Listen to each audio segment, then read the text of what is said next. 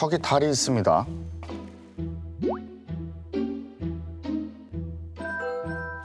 여러분은 저기 달이 있다는 걸 어떻게 아셨나요? 아, 화내지 마세요. 보이니까 알았지 무슨 그런 질문을 하냐고요?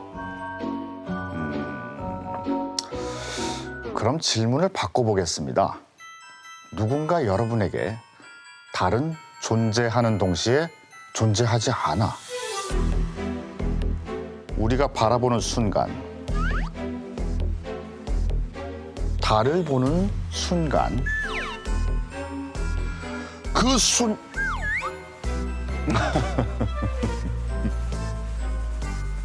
그 순간 그 존재가 결정되는 거야 라고 한다면 어떻게 반응하실 건가요? 제 아내라면 아마 무슨 헛소리냐며 등짝 스매싱을 날렸을 겁니다.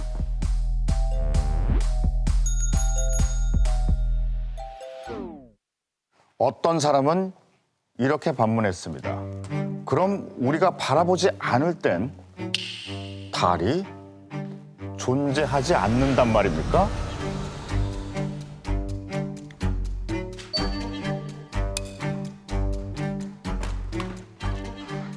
이 질문은 현대 기술 문명의 핵심, 양자 역학에 대한 아주 중요한 의문을 담고 있습니다.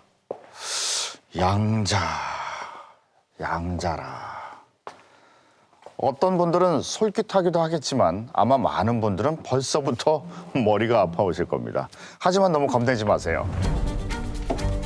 온 세계가 인정하는 천재도 양자 역학에 대해 의문을 가졌으니까요. 질문을 던진 사람은 바로 알베르트 아인슈타인.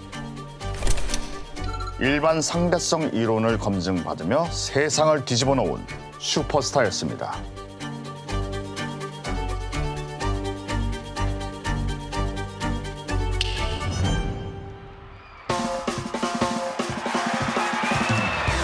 아인슈타인의 인기는 대단했습니다.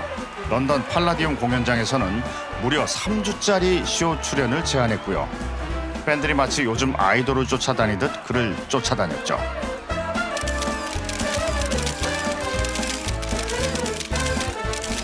당시 최고의 인기를 누리던 찰리 채플린은 그의 무성 영화 시티라이트 시사회에 아인슈타인을 초청했습니다. 아인슈타인이 채플린에게 말했습니다. 당신은 영화에서 한마디 말도 하지 않지만 세계는 당신을 이해하는군요. 찰리 채플린은 이렇게 받아쳤습니다. 당신은 더 위대하죠. 온 세상이 당신을 존경해요. 그들은 당신의 한마디도 이해하지 못하지만 말이죠.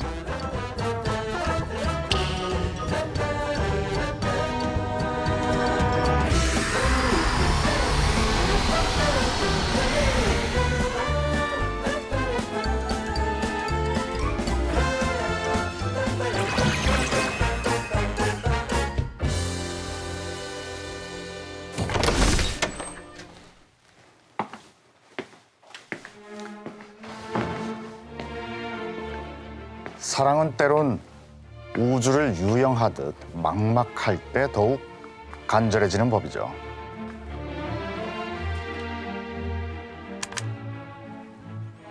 아인슈타인에겐 팬레터가 속출했습니다. 갑자기 대스타가 된 과학자에겐 당혹스러울 만큼요.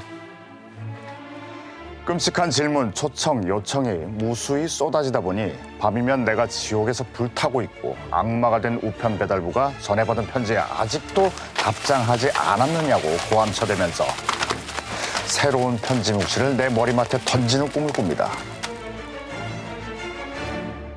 그런데 그중 한 장의 편지는 달랐습니다.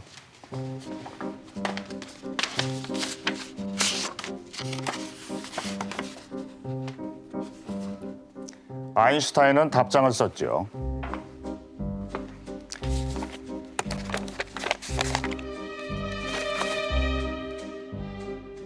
내 평생에 당신처럼 존재하는 것만으로도 즐거움을 주는 사람은 만난 적이 거의 없습니다.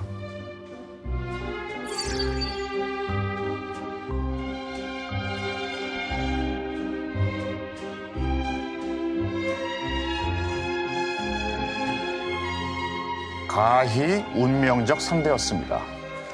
두 사람 사이엔 편지가 오갔습니다. 서로에 대한 찬사가 가득한 편지였죠.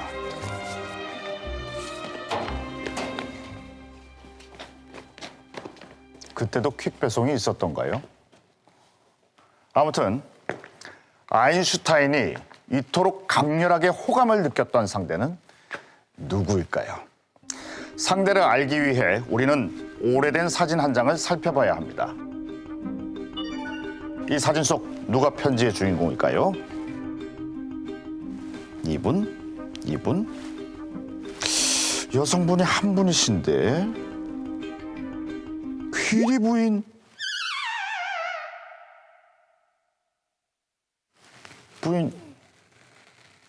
죄송합니다.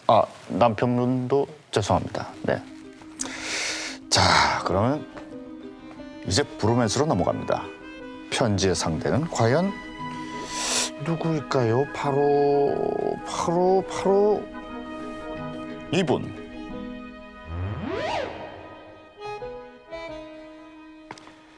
편지의 상대는 닐스 보어, 덴마크 출신의 물리학자였습니다.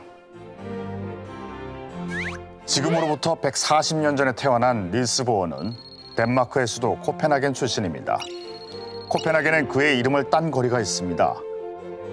덴마크 우표에도 화폐에도 그가 있습니다. 지적 토론이 일상인 환경에서 자란 보어는 철학과 물리학에 심취했죠. 그는 덴마크인들이 존경하고 자랑스러워하는 학자였습니다.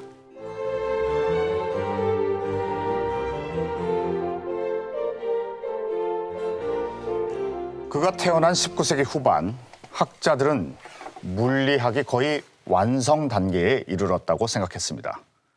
뉴턴의 고전력학으로 거의 모든 물체의 움직임을 설명할 수 있다고 생각했죠.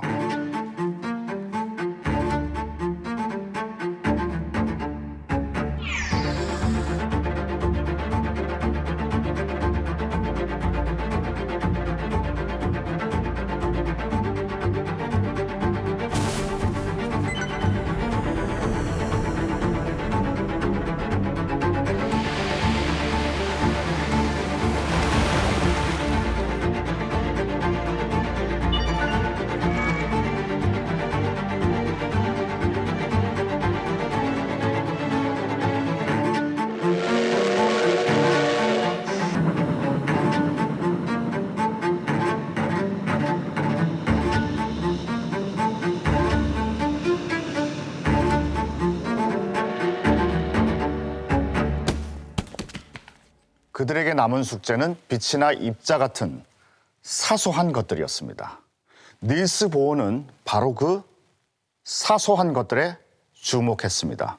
그리고 그 속에서 기존의 물리 법칙이 통하지 않는 새로운 세계를 발견했습니다. 바로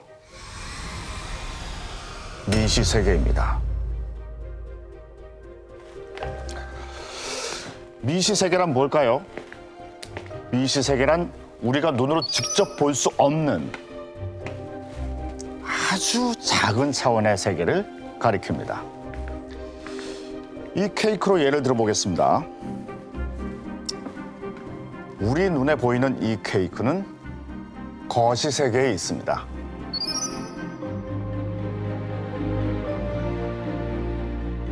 이 탁자나 컵 혹은 의자처럼 우리가 보고 경험할 수 있는 대부분의 것들은 다 거시 세계에 있죠. 물론 이 케이크에도 미시 세계가 있습니다. 썰어볼까요? 이렇게 썰고 여기 이렇게 썰고 썰고 저도 썰고 요 위를 썰어야 안 되겠나 보죠. 완성구 사장 계속 썰고 요도 썰고 케이크를 이렇게 계속 자르다 보면 내일 아침쯤 이 케이크를 이루는 가장 작은 단위 원자를 볼 수 있을까요?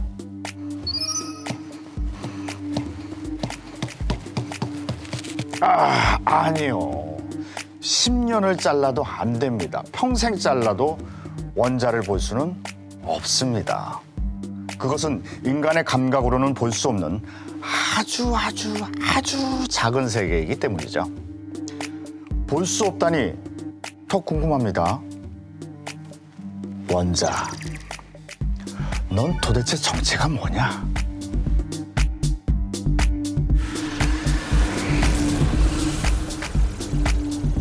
원자는 원자핵과 전자로 이루어져 있고 전자가 원자핵 주변을 빙빙 돌고 있는 모습이었습니다. 그런데 이 모형이 미처 표현하지 못한 놀라운 사실이 있습니다. 바로 원자핵과 전자 사이엔 압도적으로 넓은 빈 공간이 있다는 사실입니다. 99.9%는 비어 있습니다. 우리 몸도 마찬가지입니다. 99.9%는 비어 있습니다. 재밌는 상상 한번 해볼까요?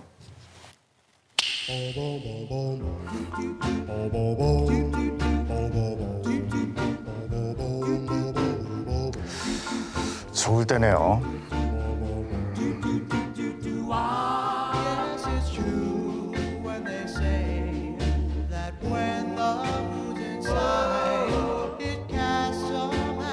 하지만 미시 세계에서 저 연인은 키스할 수 없습니다. 해방꾼이 있기 때문이죠. 바로 전자입니다. 원자는 가운데에 원자핵이 있고 그 주변을 전자가 돌고 있죠. 원자와 원자가 가까워지면 먼저 전자들끼리 만나게 되는데 모든 전자는 마이너스 극입니다. 같은 극은 서로 밀어내기 때문에 닿을 수 없습니다. 그럼 우리가 지금까지 했던 키스는 다 뭐였냐고요? 나와 상대방 입술의 전자가 서로 겹치지 못하게 밀어내면서 아주 미세한 간격이 남게 되고 우리 감각은 그 경계에서 느껴지는 반발력을 촉감으로 받아들입니다. 대체 무슨 말이야? 싶으신가요? 양자의 세계는 우리가 알고 있는 상식이 더 이상 통하지 않는 곳입니다. 우리가 생각하던 궤도를 벗어나서 바라봐야 하죠. 궤도? 저 부르셨나요? 양자역학의 세계 오신 여러분 환영합니다. 과학 커뮤니케이터 궤도입니다. 과거 과학자들은 만질 수도 볼 수도 없는 원자 구조에 대해 상상의 나래를 펼쳤습니다.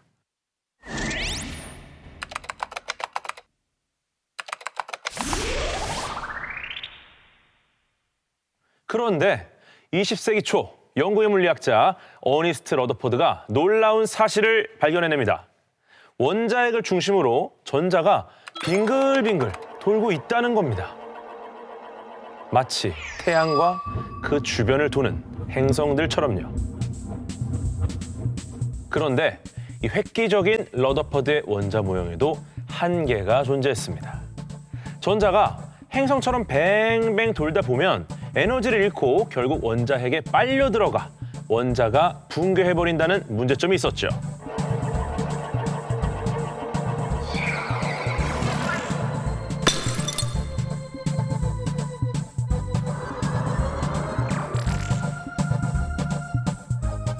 이때 이 난제를 풀기 위해 한 청년이 나섰습니다. 바로 닐스 보어였죠.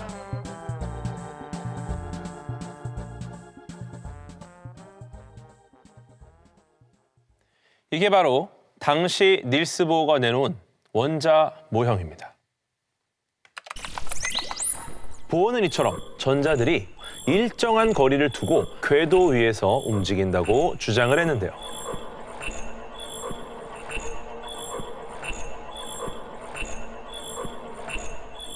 쉽게 비유하자면 이런 겁니다. 우리가 엘리베이터를 타면 2층, 3층, 4층, 그리고 10층까지 올라갈 수 있겠죠. 하지만 2.5층, 3.5층, 9.5층에서는 내릴 수 없습니다. 전자도 마찬가지입니다. 띄엄띄엄 특정 에너지 수준을 가진 궤도에만 있을 수 있다는 게 보어의 주장인 거죠. 그럼 여기 전자가 하나 있다고 생각해 봅시다. 이 전자가 이 궤도에서 다른 궤도로 옮겨가려면 어떻게 해야 할까요? 보어는 이 질문에 이렇게 답합니다. 전자는 양자 도약, 즉 퀀텀 점프를 한다.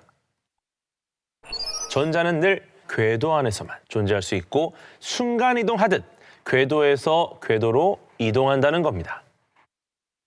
보통 우리는 한 위치에서 다른 위치로 가려면 중간에 어떤 위치를 통과해야 한다라고 우리는 모두 직관적으로 알고 있습니다. 근데 보어는 중간이 없다고 주장하는 거예요. 두 번째 궤도에서 첫 번째 궤도로 순간적으로 옮겨갈 뿐 전자는 그 둘 사이에 중간 그 궤도를 거치지 않는다라고 주장한 거죠.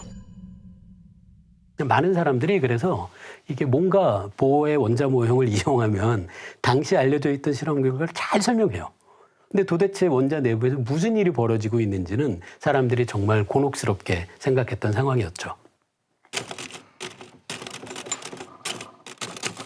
1913년 닐스 보어는 원자 모형과 수소 스펙트럼을 설명한 논문 3편을 연속으로 냈습니다.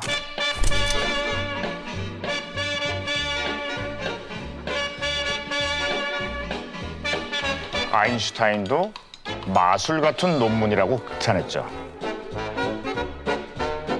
아인슈타인이 노벨 물리학상을 받은 1921년 바로 다음 해 닐스 보어도 공로를 인정받아 같은 상을 수상했습니다.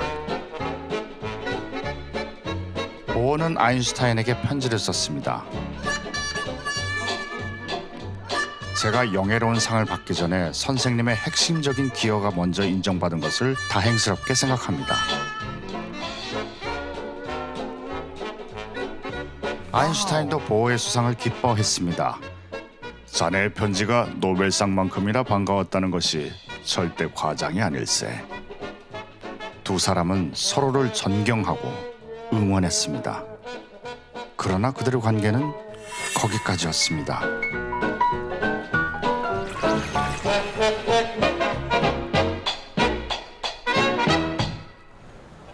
Step by step, ooh baby, gonna get to you, girl. Step by step. 코펜하겐 보어하우스는 젊은 물리학자들의 성지였습니다. 세계 각국의 젊은 연구자들이 모여들어 자유로운 분위기 속에서 연구에 몰두했습니다. 그 시대의 뉴키즈 온 더 블럭이었죠. 그들은 특유의 창의와 도전으로 고전 물리학을 무너뜨리고 새로운 물리학을 만들었습니다. Really want you in my world.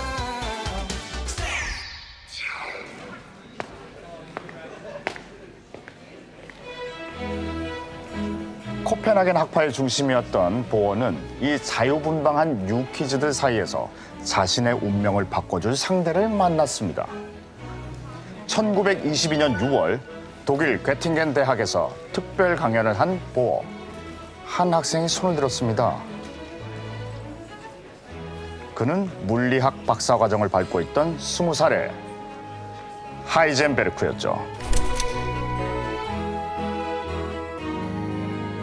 그의 질문은 날카로웠습니다. 보어는 더듬더듬 간신히 위기를 모면했죠.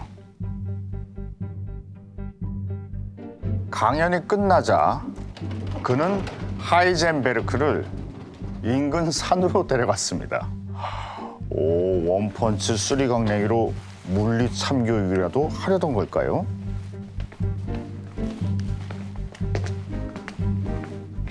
대충 해, 살살 하라고, 살살. 보어는 연구실보다 산책을 좋아했습니다. 산책 파트너로 낙점된 학자는 영광이라고 할 정도로 깊이 있는 문답과 사색을 했죠. 하이젠베르크는 궁금했습니다. 우리는 언젠가 원자를 이해할 수 있을까요?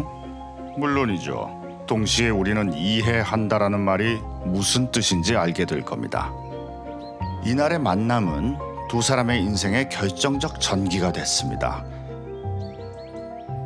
보어의 연구실에 들어간 하이젠베르크는 1925년 6월 휴양차 떠난 북해의 섬 헬골란트에서 철학적이었던 보호의 이론을 수학적으로 증명할 방법을 찾아냅니다.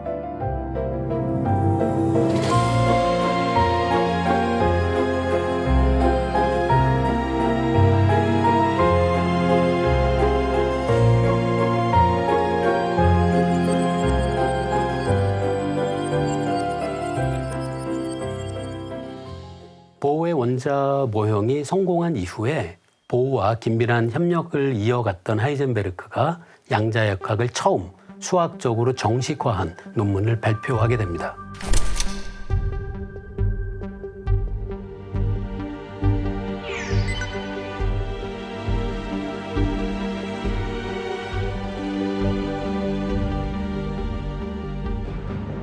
하이젠베르크의 아이디어는 상당히 독특했어요. 그 당시에 많은 물리학자들은 전자의 위치, 전자의 속도 같은 것을 얼마든지 우리가 이야기할 수 있다라고 얘기해요. 근데 하이젠베르크는 전자를 본 적 있는 사람이 누구냐라고 물어요. 사실 아무도 없죠. 그래서 하이젠베르크의 이론의 출발점은 우리가 측정해서 정확히 알고 있는 것만을 이용을 해서 이론을 만들어내야 한다라고 주장했어요.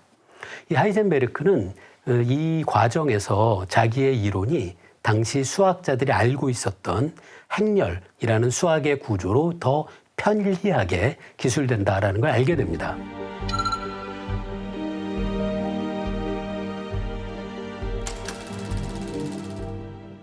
매트릭스, 한국어로 하면 행렬이라는 뜻입니다.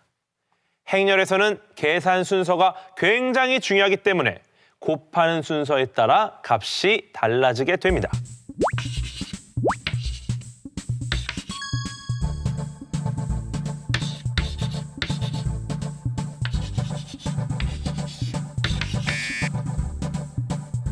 양자역학에서는 위치나 에너지 같은 물리량을 매트릭스, 행렬이라는 수학적 도구로 표현하는데요.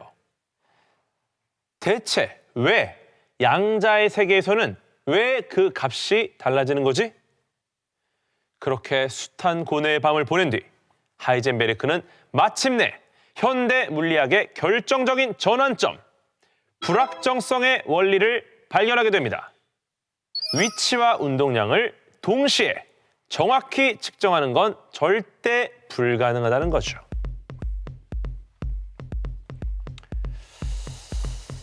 네, 이 불확정성의 원리를 거시세계로 가져와 최대한 쉽게 설명해 볼게요.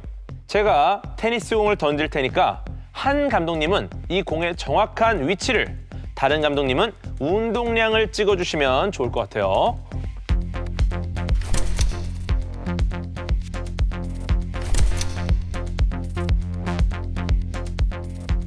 셔터 스피드를 아주 빠르게 하면 이렇게 테니스공의 위치는 정확히 찍히죠. 하지만 이 테니스공이 어떤 방향으로, 어떤 속력으로 움직이는지 운동량을 확인하기는 어렵습니다.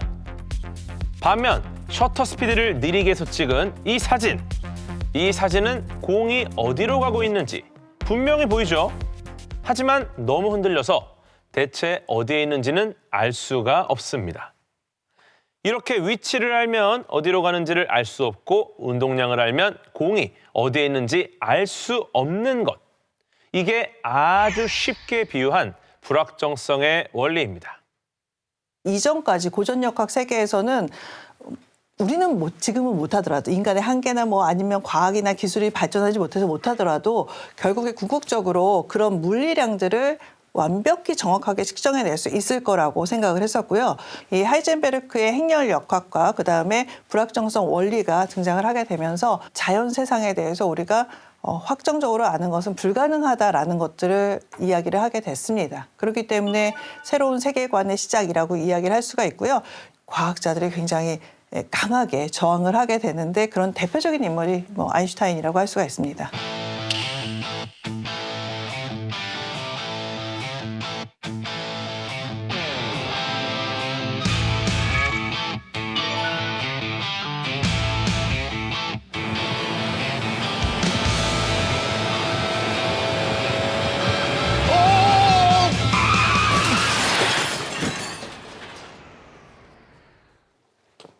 그러시죠? 저 지금 바쁜데요. 과속하셨거든요. 명함증 주세요.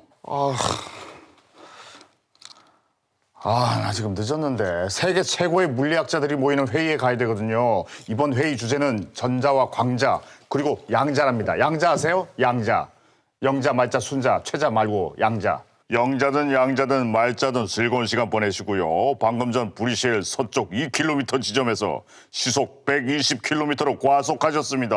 어허, 그 말씀 책임질 수 있나요? 위치를 정확히 알면 속도를 알 수 없게 됩니다. 적어도 양자의 세계에서 말이죠.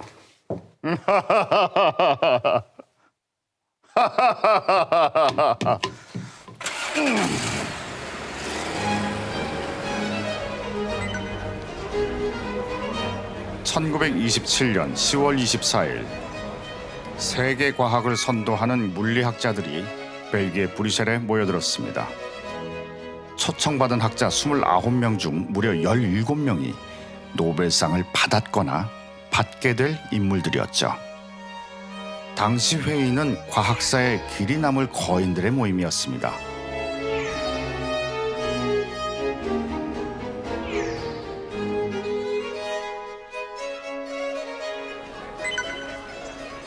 하이젠베르크는 무대에 올라 양자역학은 수학적 기구로 설명할 수 있다며 행렬역학과 불확정성 원리에 대해 발표했습니다.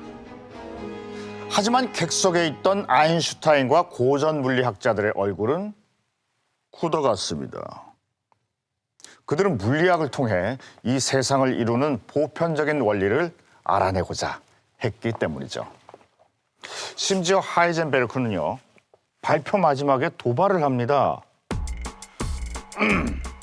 우리는 양자역학을 그 기본적인 물리적, 수학적 가설들이 더 이상 수정될 여지가 없는 완성된 이론이라고 생각합니다.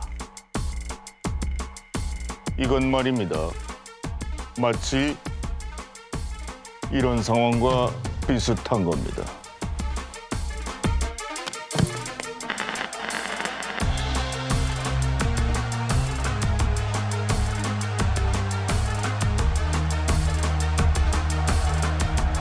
이제 막 데뷔전을 치른 신인 선수가 챔피언에게 도전합니다. 챔피언은 신인과 싸우는 것 자체가 못마땅합니다. 그런데 이 신인이 겁도 없이 도발합니다. 나는 완벽해. 너랑 싸울 것도 없어.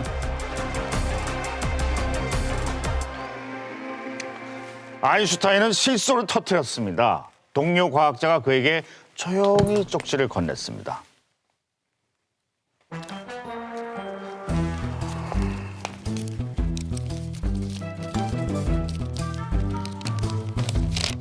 그만 웃게.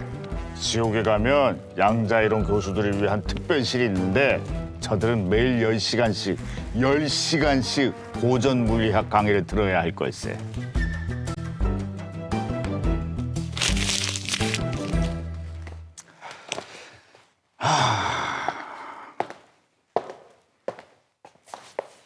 아인슈타인은 말했습니다. 나는 그들의 순진함에 웃음이 나올 뿐이네. 마지막에 웃는 자가 누구일지 누가 알겠는가?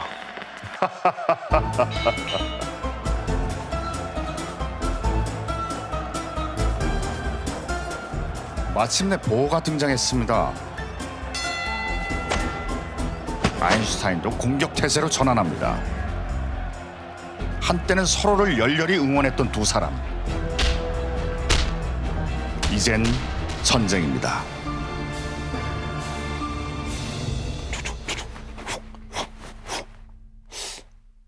이렇게 거듭되는 코펜하겐 학파의 공격에도 전혀 흔들림 없어 보였던 아인슈타인. 이런 아인슈타인을 자극한 보어의 결정타는 무엇이었을까요? 바로 상보성 원리였습니다. 미시 세계에서 양자는 상황에 따라 입자일 수도 파동일 수도 있다. 입자란 뭐고 파동은 또 뭘까요? 거시세계의 개념으로 쉽게 이야기해보면 입자는 모래알같이 고유한 형태와 위치를 가지고 있고 반대로 파동은 물결과 소리처럼 형체가 없고 한 번에 여러 방향으로 퍼져나가죠. 보어는 이런 주장을 펼쳤습니다.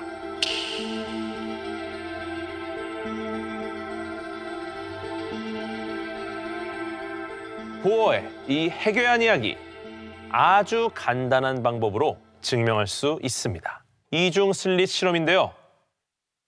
2개의 슬릿을 만들어 놓고 뒷벽에 뭔가를 쏘아 보았습니다. 만약 우리가 쏘는 게 공과 같은 입자라면 한 개의 입자가 하나의 슬릿만 통과해서 2줄의 모양을 만들겠죠? 파동이라면 어떨까요? 파동이 서로 보강되거나 상쇄되면서 벽에 이런 무늬를 만들게 됩니다. 그럼 이 이중 슬릿에 전자를 한번 통과시켜 보겠습니다. 전자는 검출기에 부딪히면 언제나 하나의 점으로 발견되는 분명한 실체를 가진 입자인데요. 놀랍게도 전자를 슬릿에 쏘아 보니 이런 무늬가 나타났습니다. 아니 이게 뭐야? 간선무늬잖아. 그럼 전자가 입자가 아니라 파동이라는 건가? 그런데 관측을 하니 이런 무늬가 찍혔다 합니다. 무슨 말이냐면요. 누군가 보면 입자, 안 보면 파동이 된다는 말입니다. 미시 세계에서 관측은 대상의 상태를 결정짓는 엄청난 영향력을 가진 행위가 되는 겁니다. 여러분, 제가 처음에 이야기했던 달 이야기 기억나시죠? 그게 바로 이 맥락과 일맥상통합니다.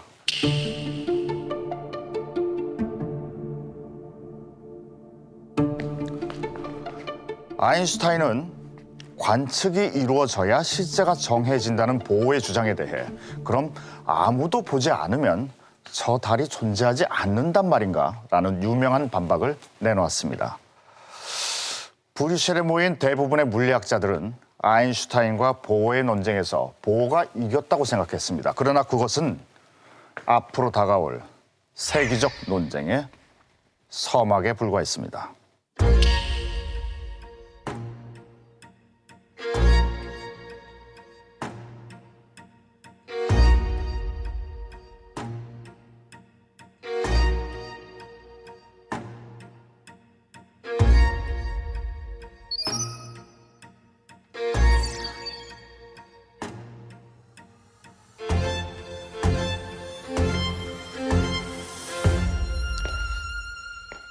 아인슈타인은 이후에도 3년간 보어와 논쟁을 이어갔습니다.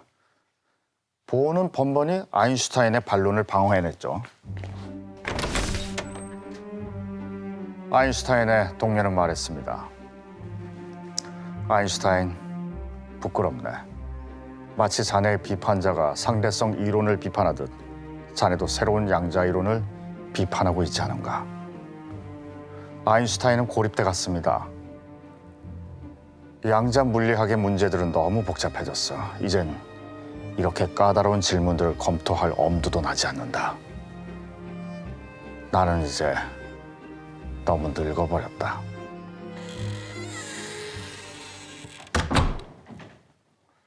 하지만 아인슈타인에게도 우군이 있었습니다. 1935년 그에게 선물 같은 제안이 도착했죠.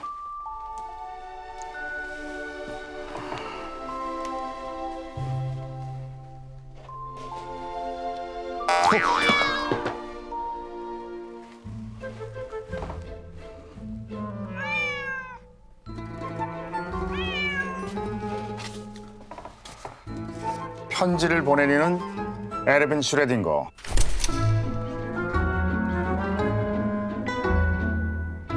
아인슈타인처럼 보어가 주장하는 양자 세계의 모호함을 받아들이지 못했던 오스트리아의 천재 물리학자였습니다.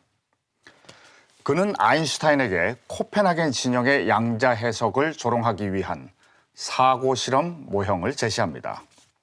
사고 실험은 가상의 실험이라고 말씀드렸죠? 바로 이 고양이가 주인공이었습니다.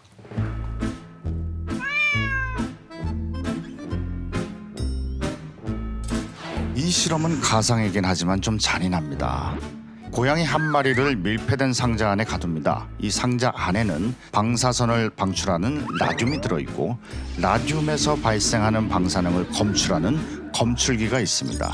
이 검출기가 방사능을 감지하면 연결된 망치가 자동으로 작동해 망치 바로 아래에 있는 유리병을 내리치게 됩니다. 그럴 경우 독가스가 발생해 고양이는 죽게 되죠. 1시간 뒤 방사능이 검출될 확률은 50%입니다. 고전 물리학의 관점으로 보면 이 고양이는 50%의 확률로 죽어 있거나 살아 있을 수 있습니다. 상자를 열고 닫는 건 고양이의 생사와 아무 상관이 없죠. 하지만 코펜하겐식의 확률론적 해석에 따르면 살아있는 동시에 죽어 있습니다. 거시 세계에 속한 고양이가 살아있는 동시에 죽어있는 일이 가능할까요? 슈레딩거는 이 모순적 상황을 지적하고 비웃기 위해 이 가상실험을 착안했습니다. 하지만 보호 진영은 간단히 반박했습니다. 고양이는 측정 전까지 죽음과 삶이 절반씩 중첩된 상태로 존재한다는 것입니다. 보호는 말했습니다. 사실 상자 속 고양이를 본 사람은 아무도 없지 않은가. 고양이 실험은 양자역학을 조롱하기 위해 만들었지만 역설적으로 양자역학의 특성을 상징하는 표현이 되어버렸습니다.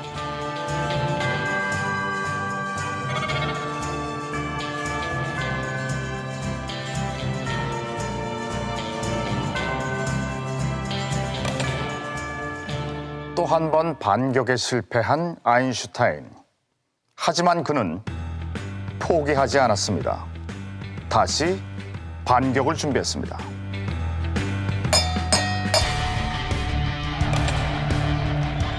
이 라운드는 1930년 10월에 열린 6차 솔베이 회의에서 펼쳐졌습니다.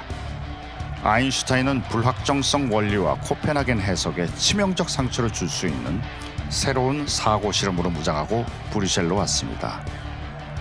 기습 공격을 당한 보어는 그 자리에서 반박하지 못했습니다. 목격자들은 그를 매맞은 개 같았다고 묘사했죠. 그렇게 아인슈타인은 극적인 역전승을 만들어낸 걸까요?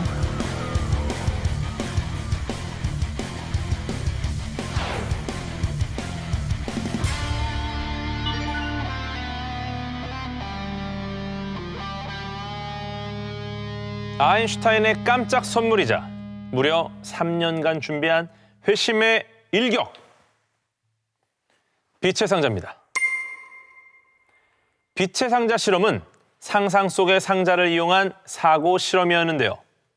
아인슈타인이 이 빛의 상자로 공격할 2라운드 상대, 양자역학의 한 축, 불확정성의 원리였습니다. 상자의 오른쪽에는 창문이 달린 작은 구멍이 있는데요. 이 상자 안에 이 창문과 연결된 시계를 설치해 창문이 열리고 닫힐 때 그 시간을 정확히 측정할 수 있도록 설계했습니다. 그리고 아래에는 무게추를 달았고요. 외벽에 눈금자로 상자의 질량을 재도록 했죠. 이 상태에서 상자 속에 광자 하나를 넣고 상자의 질량을 잽니다. 그리고 광자 하나가 간신히 빠져나올 만큼 짧은 시간 동안 창문을 열었다 닫습니다. 그럼 우리는 두 가지 값을 얻을 수 있죠. 광자의 질량, 그리고 시간. 여기에 아인슈타인의 유명한 공식인 E는 mc 스퀘어를 대입해 계산하면 광자의 에너지까지도 정확히 알 수 있게 되고요. 이렇게 빛의 상자로 질량, 시간, 에너지 모두를 정확히 측정해낼 수 있다고 말했습니다. 이 사고 실험에 따르면 언제 광자가 나갔는지 시간을 엄청나게 정확히 알아낼 수 있어요. 그다음에 나간 다음엔 조심조심 전체 무게를 재면 에너지도 측정할 수 있습니다. 에너지 얼마든지 정확히 측정할 수 있다. 시간 얼마든지 정확히 측정할 수 있다. 따라서 당대 양자역학을 연구했던 사람들이 주장했던 에너지와 시간 사이의 불확정성 원리는 틀린 거다라는 걸 사고 실험을 통해서 아인슈타인이 보인 거죠. 이 사고 실험 얘기를 듣고 보어와 하이젠베르크가 엄청나게 고민을 한 것으로 알려져 있어요. 제가 알기로 밤을 꼬박 새운 것으로 알려져 있습니다.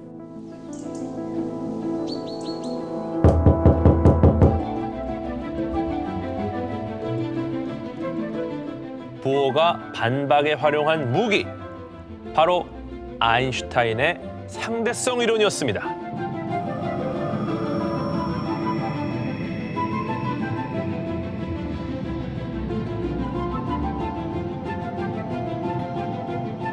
상대성 이론에 의하면 주위 중력에 따라 시간의 흐름이 달라집니다. 중력이 강한 곳일수록 시간의 흐름이 느려지고, 중력이 약하면 시간의 흐름이 빨라진다. 보어는 이런 아인슈타인의 이론을 빛의 상자에 대입해 보았습니다. 광자가 빠져나가면 상자는 가벼워져 위로 살짝 움직일 것이고, 상자는 지구 중심으로부터 약간 멀어지게 될 겁니다. 즉, 그 위치 변화 때문에 상자 속 시계의 시간 측정에 필연적으로 오차가 발생하게 된다. 이게 보어의 주장이었습니다. 아, 불쌍한 아인슈타인. 자신의 대표작 상대성 이론이 부메랑이 되어서 다시 자신을 공격하러 돌아올 줄 알았을까요?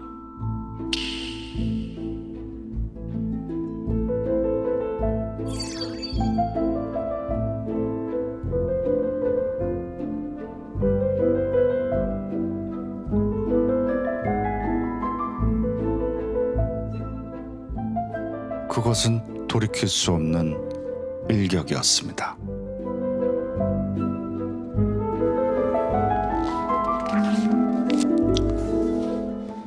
자신의 이론에 자신이 당한 꼴이 되어버린 아인슈타인. 아인슈타인은 양자역학을 끝내 받아들이지 못했습니다.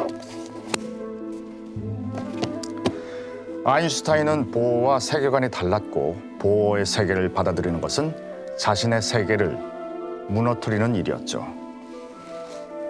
양자역학은 젊은 물리학자들을 중심으로 이미 대세가 되었습니다. 그렇게 한 시대는 막을 내렸습니다.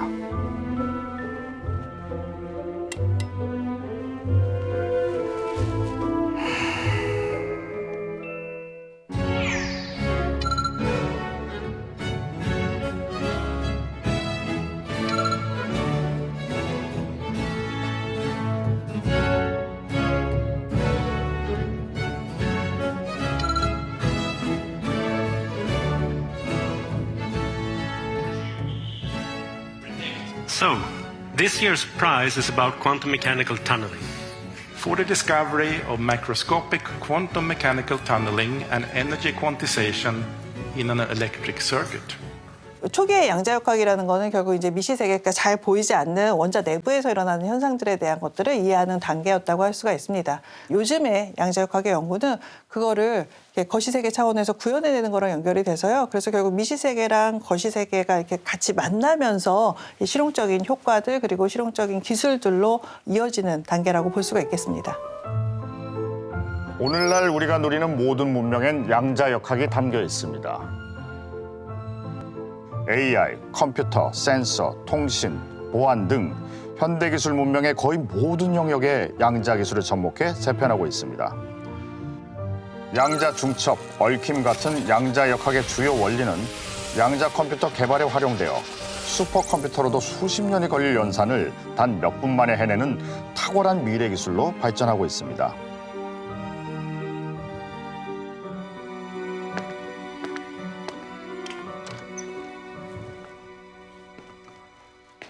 양자역학의 철학적 해석을 둘러싸고 오랜 기간 단호하게 대립했지만 보어에게 아인슈타인은 많은 영감을 줬습니다.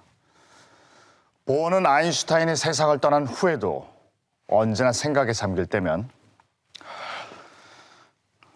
아인슈타인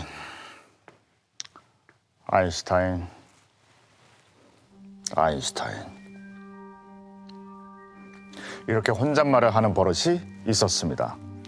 1962년 11월 18일 코펜하겐에서 생을 다한 닐스 보어. 그가 세상을 떠나던 날 연구실 칠판엔 손수 그린 그림이 있었습니다. 그것은 빛의 상자. 자신의 양자역학의 이의를 제기하기 위해 아인슈타인이 착안한 사고 실험의 모형도였습니다. 일평생 서로를 견제하면서도 응원했던 두 사람. 그들이 펼쳤던 치열한 전쟁, 사이언스 워는 지금의 양자역학을 만들었습니다. 아무리 공격해도 피 한 방울 나지 않지만 하면 할수록 세상은 진보하는 사이언스 워. 과학 전쟁입니다.